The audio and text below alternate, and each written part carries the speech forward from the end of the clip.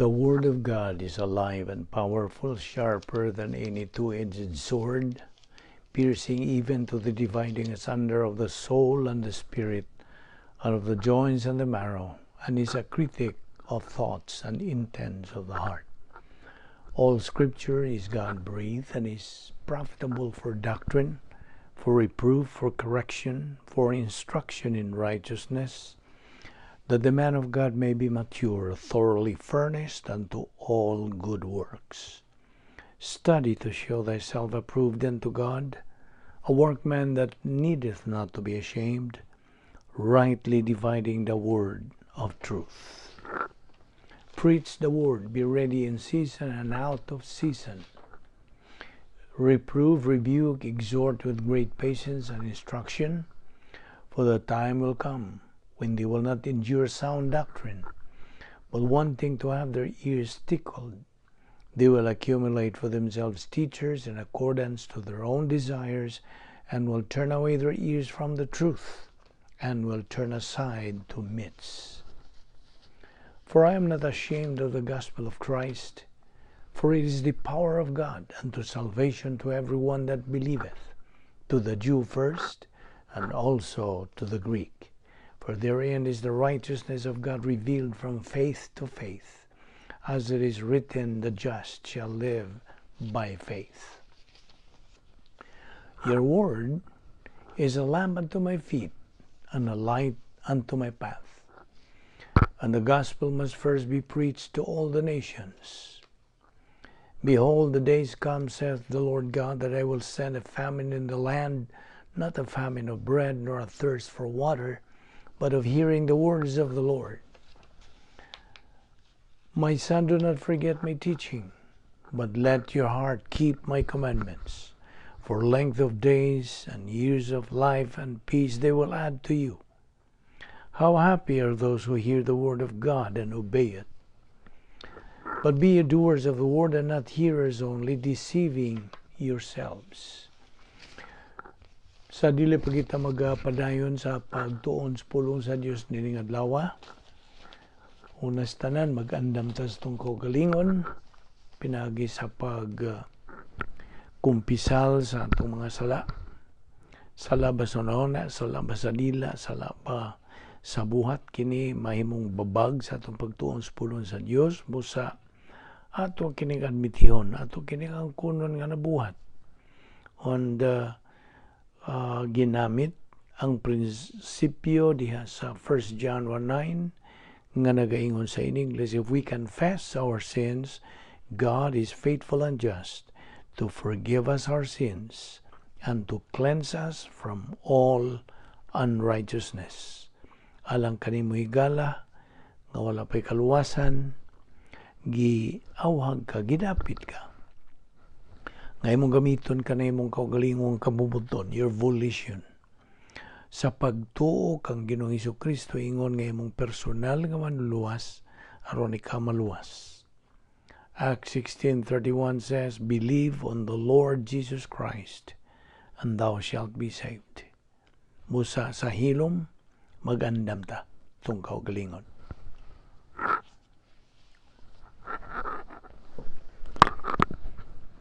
Let us pray. Amahan namong langit no, nagamasalamat kami kanimo ni ining lain usab nga adlaw nga imong gidugang sa among kinabuhi. Imo pa kaming gilugwayan sa pagkabuhi. O nga ginhawa pa kami gumikan lamang kini sa imong gugma, sa imong kaluoy, sa imong kortesiya o imong grasya. Kay ikaw na pa may plano sa among kinabuhi.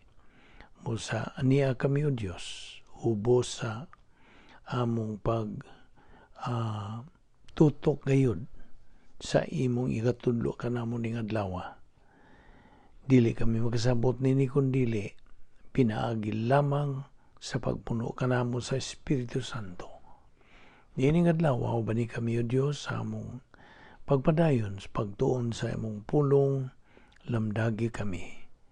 Agita kami, tudloy pa kaming dugang pangkamaturan nga sarang namong magamit sa among adlaw-adlaw nga pagkinabuhi ingon nga imong mga anak. Kining tanan among gipasalamatan sa ngalan ni Ginoong Jesucristo among bugtong manluluwas.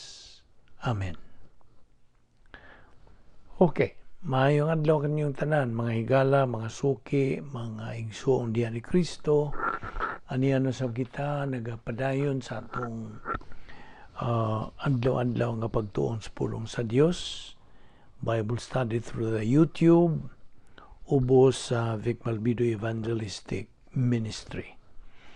Okay, kaniya pamangkita nagadupot sa atong hilisgutan topic nga naguluhan og the dynamic spiritual life of believers nga taon-taon na gyud nato kining tuki og daghan kayo pang mga prinsipyo nga paluyo ning tanan nga atong tunanan.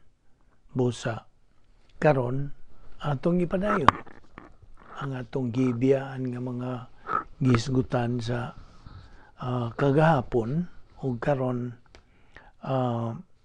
magpadayon kita niining paghisgot niini.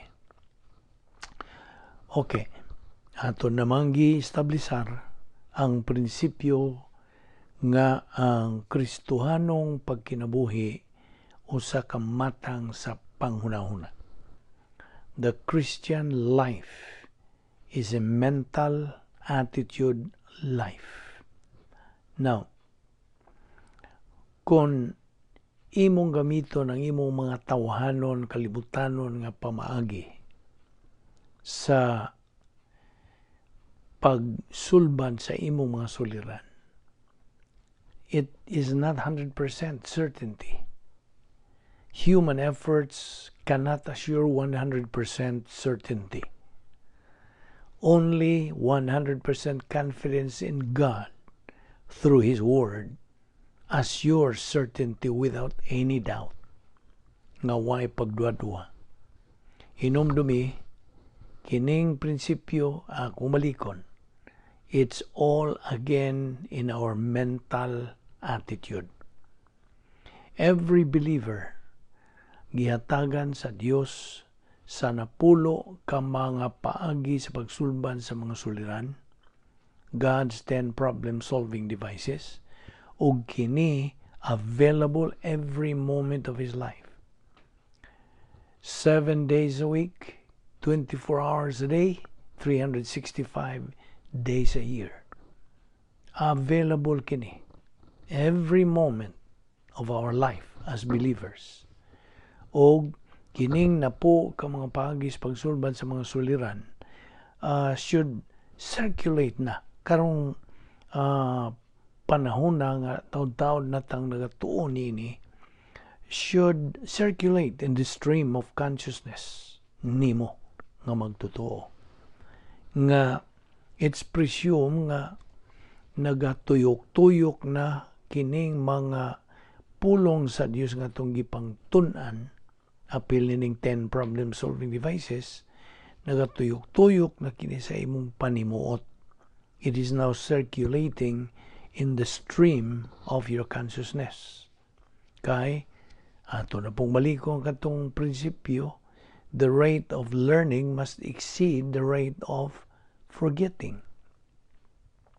So it's presumed nga karon ning tuhop na gyud diha sa imong galamhan. It has already become part and parcel sa imong kalag. Now, Proverbs 24:10 nagasulti din sa English, if you are slack, meaning negligent, lack of energy, if you are slack in the day of distress, thy strength is small. Now, get this. Sa matagi gayon nga kita mo atubang o bisag unsang trahedya, katalagman sa kinabuhi, o kita mapakyas, okay? That means dili pa kita hamtong spiritually. Wa pa ta makakabot sa atong common goal, which is spiritual maturity. It is our utilization of God's assets. Kaya nabi tayo mando, set your minds on things above. Colossians 3:2.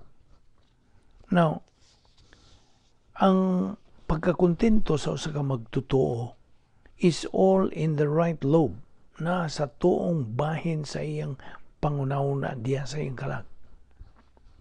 Philippians 4:7, and the peace of God which passeth all understanding shall keep your hearts and minds through Christ Jesus. Now it is the believer's mind that builds his relationship with God.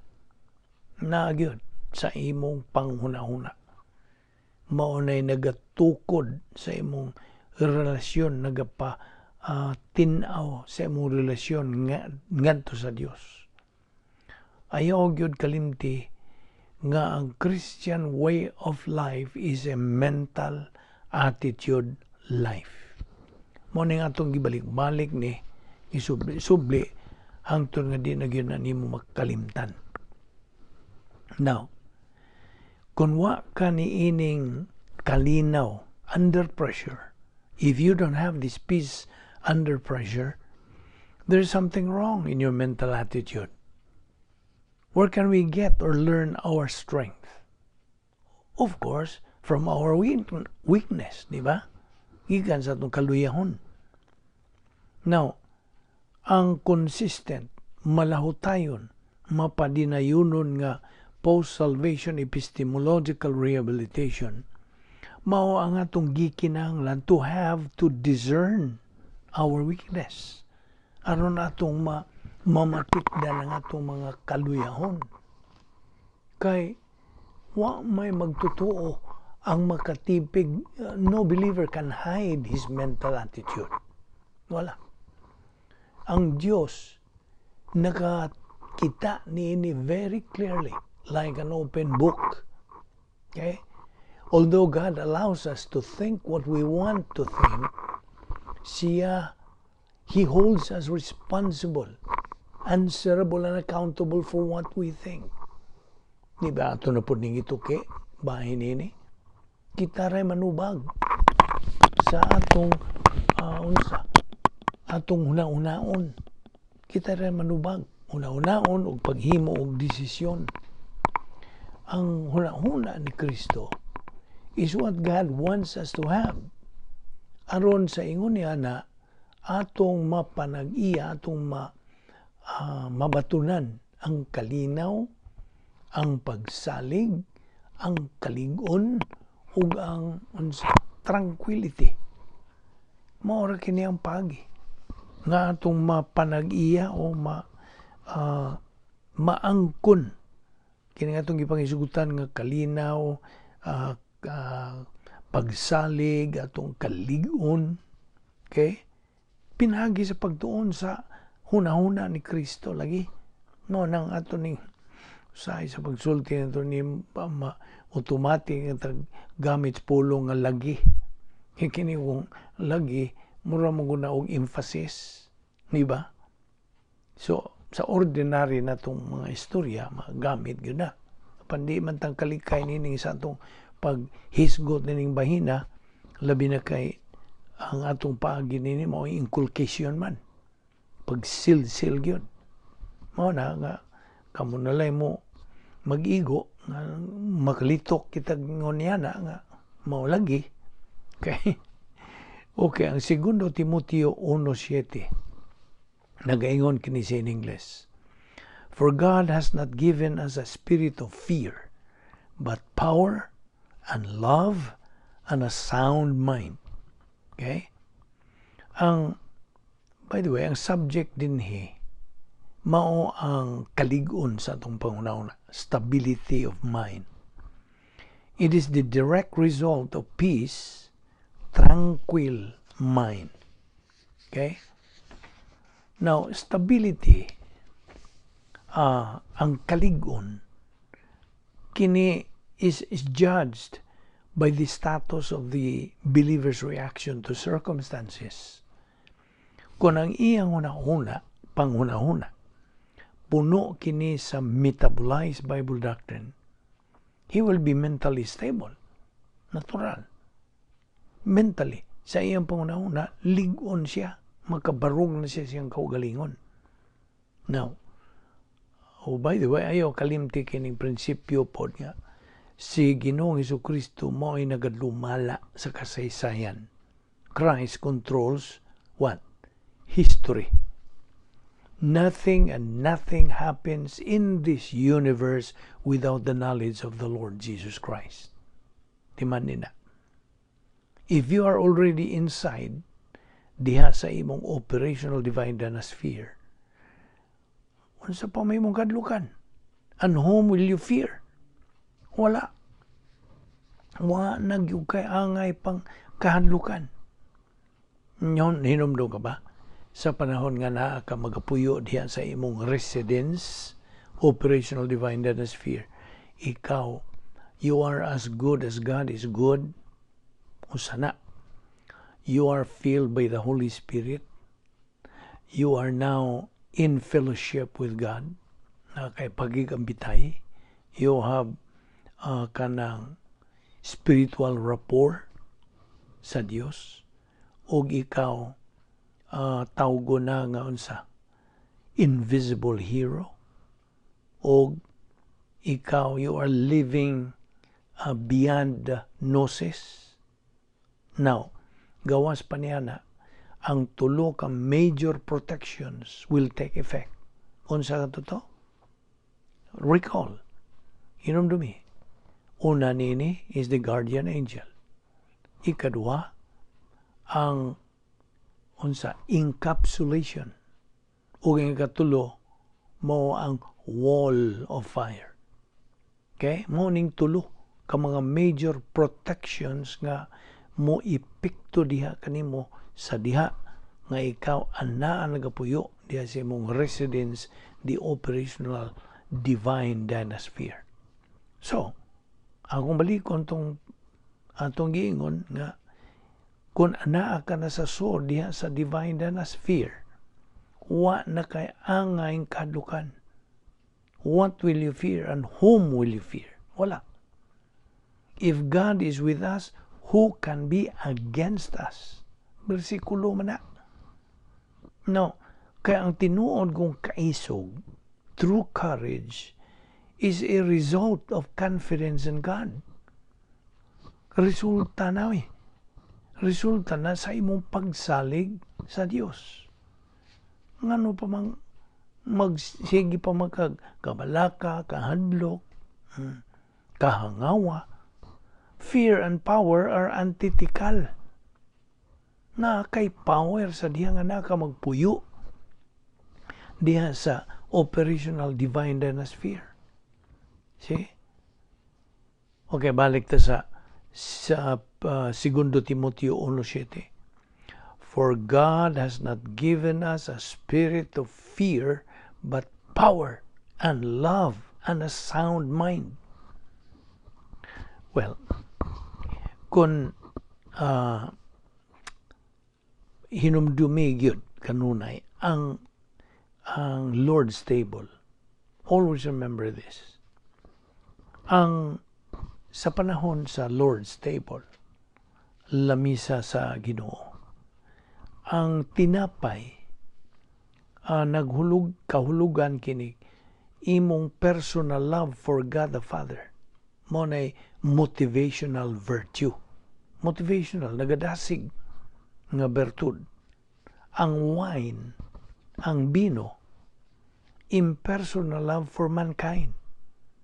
Because our Lord Jesus Christ bore all our sins. Siya ang milukat sa tanan natong mga sala. So, but they who wait upon the Lord will have the strength. Mao na. Og mao lagi sa panahon sa Lord's table, lamisa sa Ginoo. Nabito giingon nga prinsipyo diya nga si Ginoong Jesucristo sa iyang pag-apod-apod na sa tinapay o sa bino, the Last Supper niya, miingon siya, do this in remembrance of me. buhata kini alang sa paghinumdum kanako. Now, muna, kung sa panahon lagi sa Lord's table, the bread represents our personal love for God the Father, and the wine is our impersonal love for mankind. Now, God gave us a sound mind. Gusto? 2 Timothy 1:7. Stable. Stable, ambot pa sa bot, ligon. Okay? Na siya ay kanang kahapsay kaligon.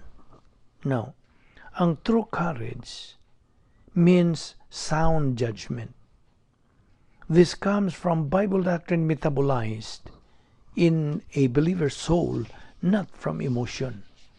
Na po ning pagbati, wala gilabot ang pagbati sa spiritual life. Wala.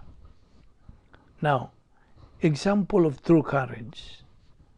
Tagaan ka na kong ehemplo. Si David, unsa may mong mainumduman kung maghisugotag bahay ni David? Well, iyang gipatay si Goliath. Okay? Si David killed Goliath. David had that kind of courage. Okay? Unsa iyang gisulti? The battle is the Lord's. Sa iyang pagatubang ni Goliath. David had that doctrinal courage. 1 Samuel 17:1-58. Doctrinal courage. Kay, ang doktrina manggoy nakapaligon nimo, nakapaisog nimo, nakapaugmad sa imong pagsalig sa Dios. Okay? So mo ni ang ikaupat nga area of mental attitude. Ato naman gituki ang una, unsa to? Worldliness. Ikaduha, inner happiness. Ikaupat, peace or confidence. O kini, ikaupat, stability. Itong kaligon. Now, of course, mental attitude is the function of human thought. Diba? Mao ni function, mao ni lihok sa atong panguna-una. Emotion has nothing to do with the Christian way of life. Diba? Ako na po nang gibalik. Emotions right function unsa? Sa atong gisgutan. Unsa mangyoy husto, tukma nga papel o role o function sa atong pagpati. Unsa man? It is simply to appreciate. Maura. Pag kanang pag-angay, okay? Pag hatag og kanang affection. So, you simply appreciate. Pinaagya. Mao kanay papel sa emosyon pagbati. Kaya ang usa ka magtutuo nga gikontrolar sa iyang pagbati, sigurado siya nga failure. He is a sure failure in life. I'm sorry to tell you. Subo kayo ginang palandungon. So, negative believers, mo ni ilang gamiton. Ang mga negatibo nga mga magtutuo, mugamit lang sila sa ilang mga pagmati. Thus, they can never be winners in life. Subo po na palandungon. It's tragic. Og daghang mga Kristohanon nga nasuod ni ining maong laang. Okay? Kaya ang iya sa Dios lagi katong nagmatinod anon, nagmakugihon, nagmapadinayunon, mga salin ra, remnants ra. Tanawa. Matinga ako mudaghan ning maminaw ning atong Bible study through the YouTube. Matinga tag mudaghan. So, pilara ang nagsunod ning atong Bible study through the YouTube. Ubos na ning ministry. Mo na normal na, natural na. Salin ra. Okay? Ug ikaw ang nagpaminaw nini nga apil na nining salin, nakita nimo unsa ka diferensya Sawa pa ka mo sugod nining atong pagtuon sa pulong sa Diyos nga adlaw-adlaw. Di ba? And you can testify that. See? So, mao ning atong gisgutan karon stability ang kaligon. Kay ang stability mo na ikaupat nga area of the mental attitude as explained in 2 Timothy 1:7. For God has not given us a spirit of fear, but power and love and a sound mind. See? Kaya ang stability, ang kaligon sa atong panghuna-huna is a direct result of peace. Sabot ka? Mao na direct result sa kalinaw. Worry and fear mao ni opposite of stability. Ngano man? Tungod kay ang magtutuo iya manggihimo ang iyang pagbati as iyang boss. Because the believer is making emotion as his boss. May iyang amo. See? Every time you allow fear to come into your life, you as a believer are not living the spiritual life. It is really tragic. Akong balikon itong maong pamahayag, aron ma-sil-sil yun na nimo. Matag higayon nga imong tugutan ang kahadlok nga moabot diha sa imong kinabuhi, ikaw ingon nga magtutuo, wa gyud, dili gyud makakinabuhi sa espirituhanong panginabuhi. Sabtag yun na. Kung sa gisulti sa pulong sa Diyos, if God is with us, meaning inside sa operational divine atmosphere, you are filled with the Holy Spirit, who can be against us? Na. We live by faith, not by sight. Mao ni nga atong panginabuhi. Pinagis pagtuo, dili sa atong, pinagis atong makita. Nya, ayaw na po ni kalimti. Live and learn, or learn and live. Ibaw naman kag unsay wrong o unsay right niya na.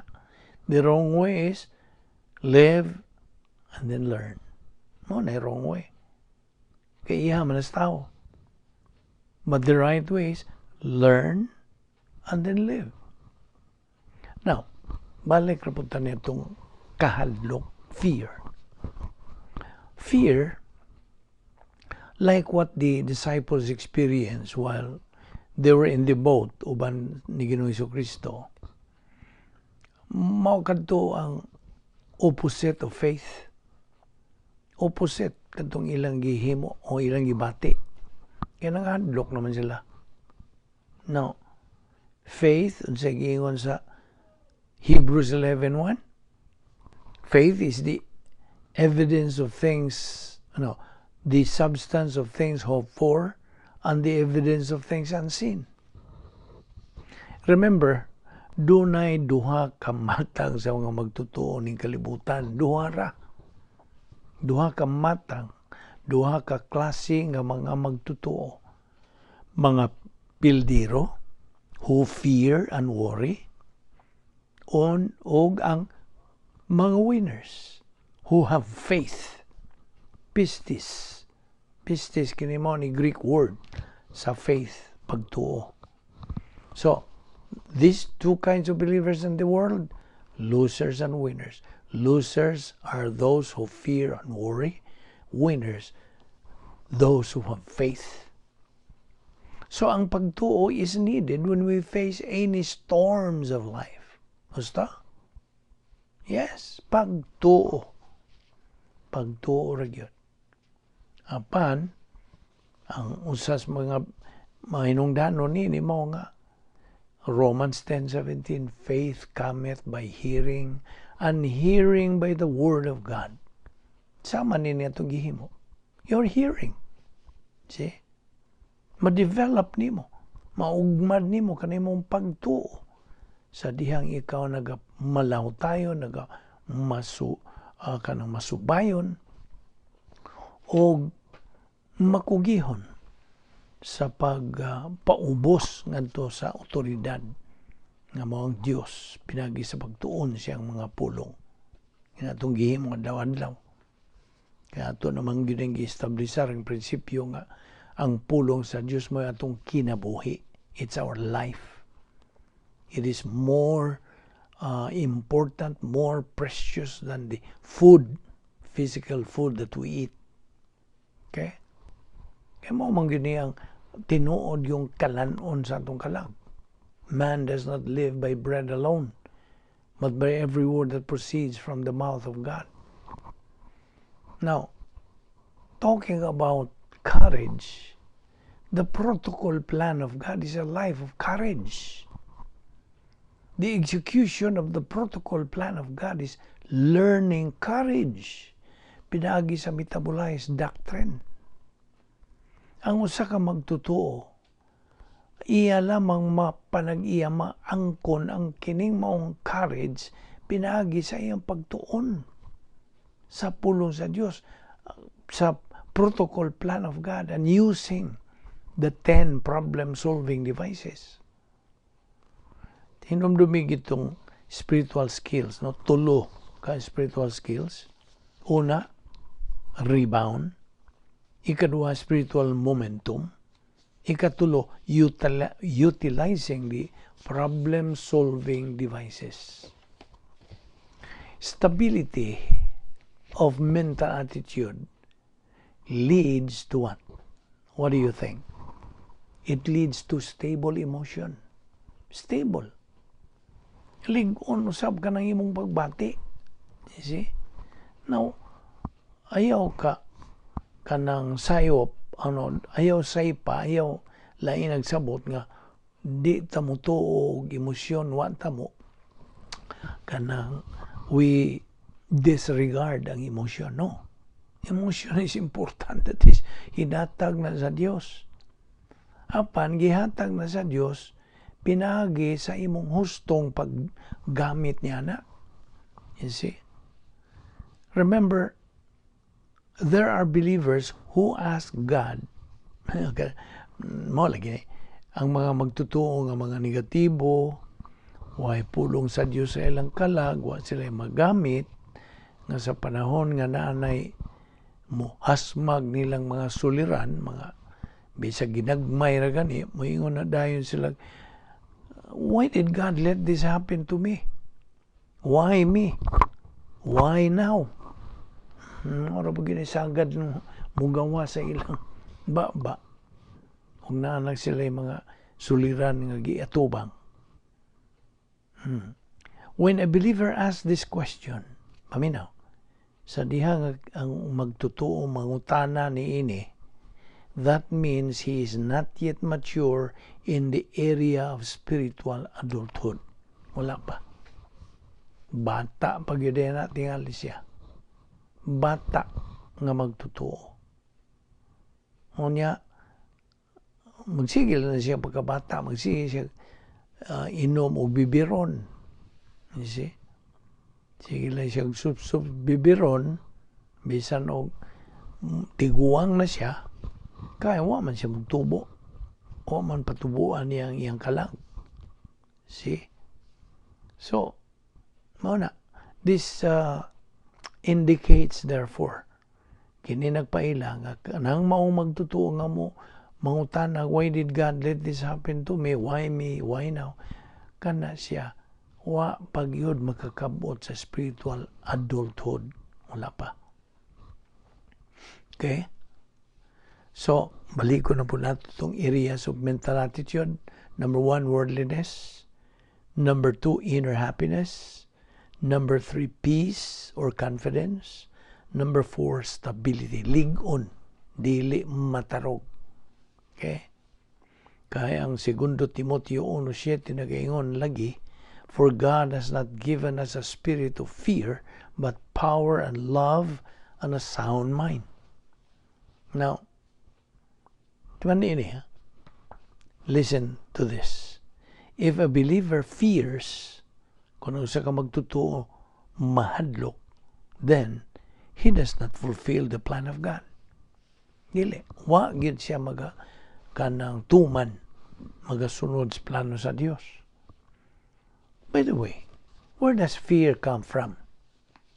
Ayan man. Answer? From our mind, of course. Gikan sa itong una-una gyapon.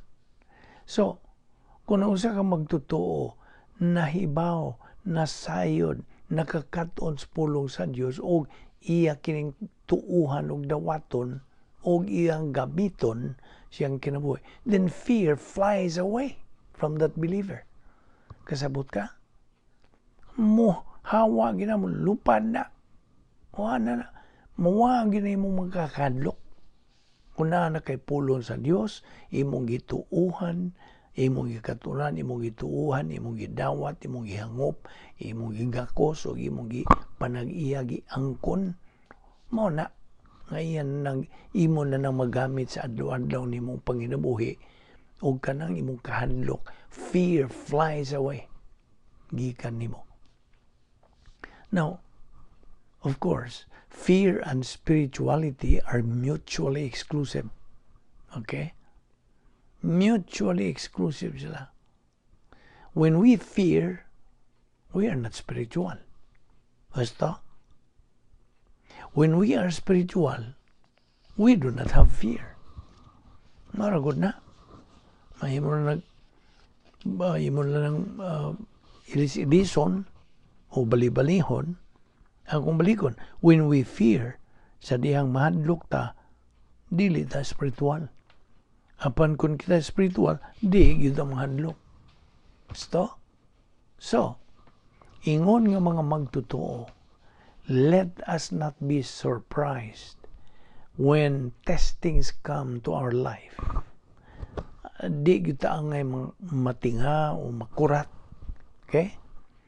Tungod kay, paminaw, tungod kay, kung moabot ka ng mga testing pagsuway, mao ka na higayon. That's the very opportunity to apply God's Word in our life. Gusto? Mao bitaw. Unsa maging purpose? What is the purpose of learning and believing and applying the Word of God? For our benefit. For our protection.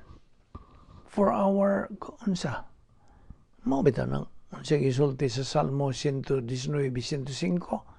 Your word is a lamp unto my feet and a light unto my path.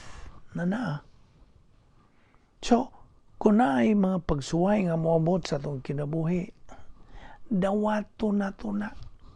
Kaya dili na to na kontra atong higala na. Higala. Kaya alang na sa atong kayuhan for our own benefit. Kaya kanang higayon nga gitistingan ta na, well, unsa may mga ehemplo. Well, ato lang himuan og mga ehemplo. Testing. Kawadan kag trabaho. Diba testing na kana kung nakagapuyo lagi sa operational divine sphere. Kaya kung tuwar ka sa gawas, kanang dili na testing ang imong giatubang. Unsa man na? Disiplina. Pagpahinumdum ang gihapon nimo na.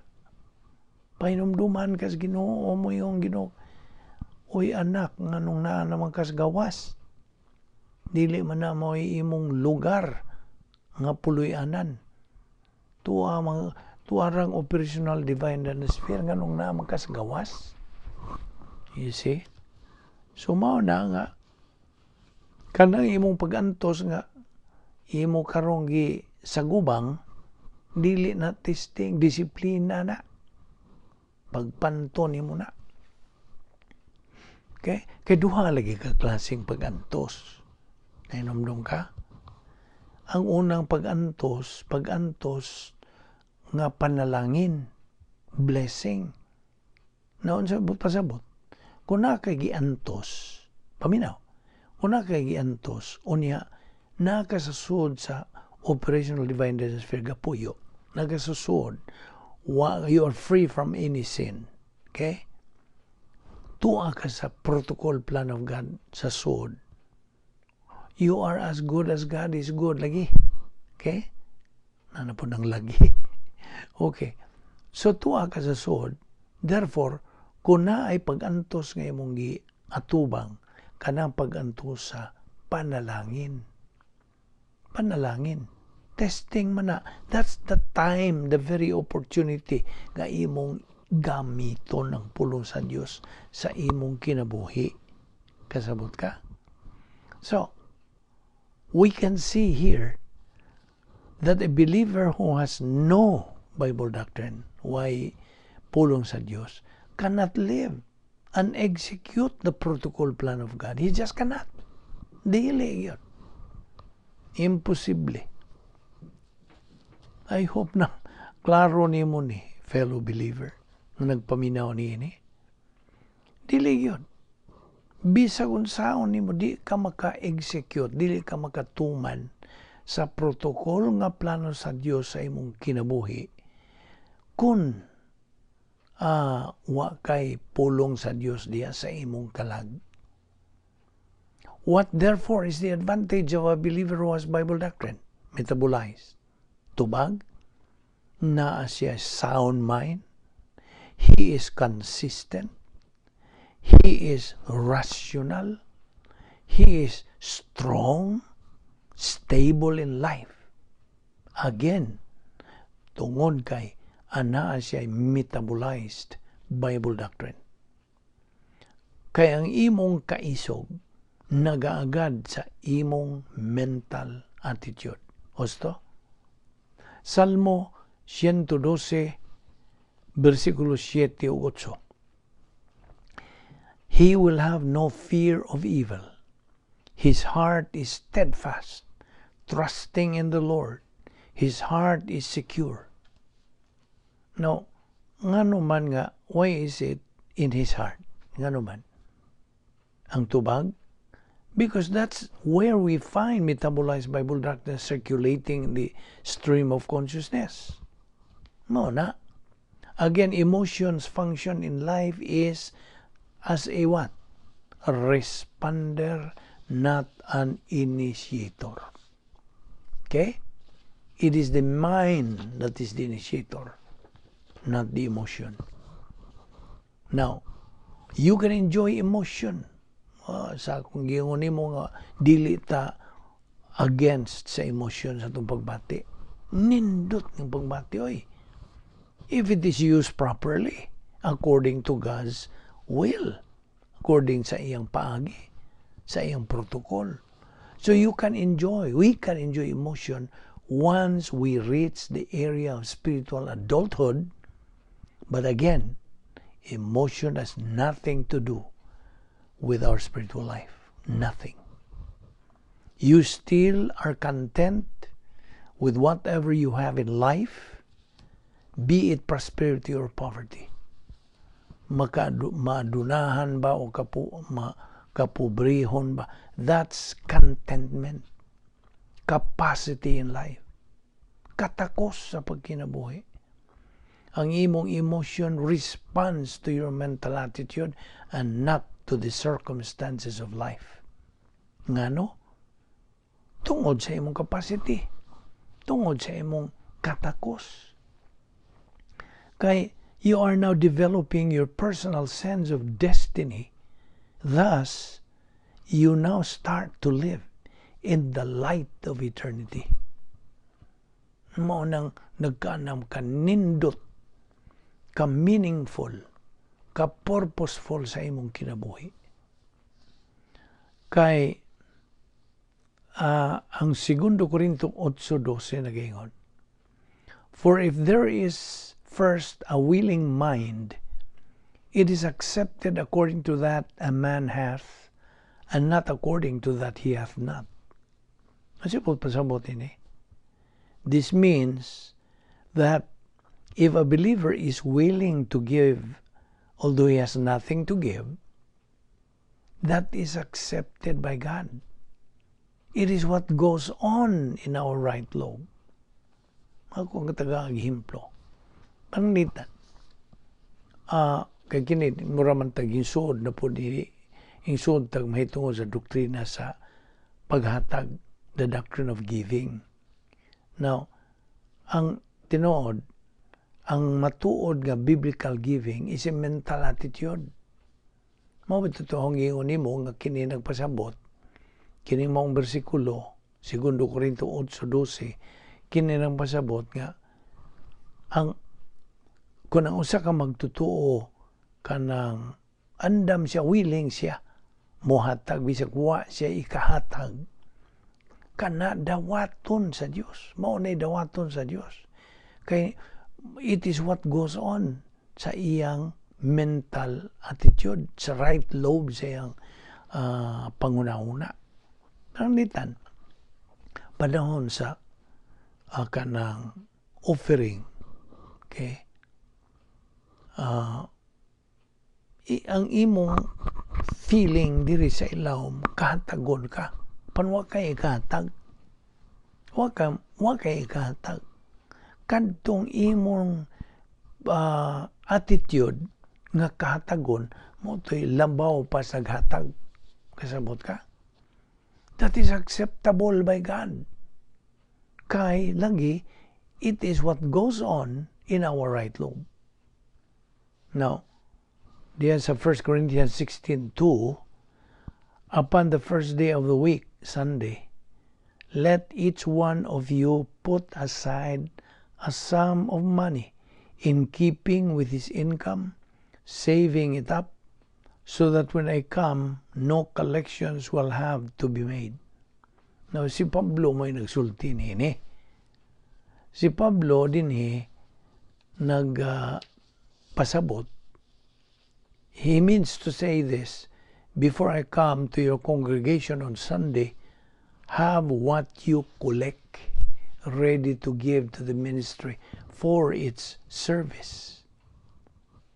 Now, 2 Corinthians 9:7, so let each one give as it purposeth, not reluctantly or under compulsion, for God loves a cheerful giver. No. Giving. Okay? Ang giving, paghatag, is a mental attitude based on the problem-solving devices called grace orientation. Kaya kining grace orientation, usama ni sa 10 problem-solving devices. Ang giving is the basis for grace giving. If you give out of love to the Lord, it is acceptable by Him. Moto yung giingon nimo a while ago. Kay diya sa 2 Korinto 8:12, for if there is first a willing mind, it is accepted according to that a man hath. Now, let me repeat. Tuguti ko nga akong sublion nga. Ang paghatag, giving, is a mental attitude. So, atong reviewon na po itong areas of mental attitude kaya na naman nadugang. Number 1, worldliness. Number 2, inner happiness. Kamo nga kopya nini sa inyong mga notes. Okay? Balikon ko. 1, worldliness. 2, inner happiness. 3, peace and confidence. 4, stability. 5, giving. Kini nga itong isugutan. Ug ang ikaunom, love. Now, niya natas gugma. Deuteronomy 6:5, thou shalt love the Lord your God. Now, 1 Corinthians 13:5, love does not behave rudely. Corinthians, let me see. Okay, 2 Corinthians 13:5, love thinks no evil. The only real protection from evil is inside the divine atmosphere. Ang gugma din, he refers to virtue love. A requirement for every believer is for him to always reside in the operational divine atmosphere. Nga no? Tungod kay, that is the only place where you cannot think evil. ayaw masilsil mo na diha. Maora nang dapita nga diin dili ka makauna-una og dautan. That is the only place where you cannot think evil. Kaya hinumdumi ka tong law of volitional responsibility. Law of volitional responsibility and punitive discipline. Kaya kitang mga magtotoo always face either of these two. Volitional responsibility or punitive discipline. Okay? When God's word says, love the Lord thy God, mo na ibot pasabot sa agape love. Agape. Now, ang relaxed mental attitude, ang buti pasabot ni ini is being free from any mental attitude sin. Kaya ang RMA, relaxed mental attitude, nagkahulugan kini og impersonal love. Or impersonal love means relaxed mental attitude.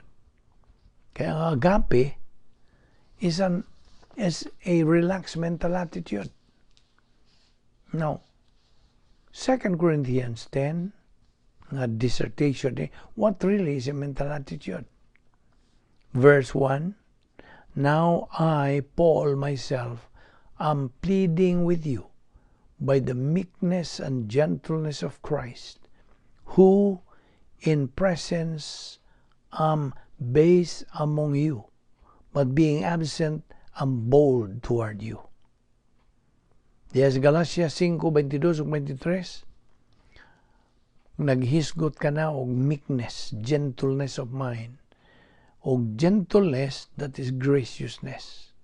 It says there, but the fruit of the Spirit is love, joy, peace, patience, kindness, goodness, faithfulness, gentleness, and self-control.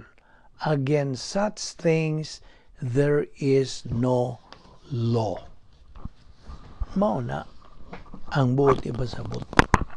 Og ato kining ipadayon ugma, dugang pag yung mga puntos dinhi og gidapit kagyapon ni gala igsuon diha ni Kristo. Pagpadayon sa pagsubay ni atong daily Bible study through the YouTube ubos sa Vic Balbido Evangelistic Ministry. Salamat sa inyong pagkiuban ng adlaw na nga malamdagan ikaw na hagit usab sa pagpadayon gayon sa atong spiritual momentum aron kita maga kinabuhi gayon nining dynamic spiritual life nga gi tagana kini sa Dios alang kanatong iyang mga anak. Sa tumang pagpaubos, kita hangop nini, nagadawat nini. O magkaanam gayod o ka tataw, ka tinaw, ka nindot, ka mabulukon, ka kulbainam, atong panginabuhi ingon ng mga Kristohanon, bisan taliwa sa mga pagsuway o mga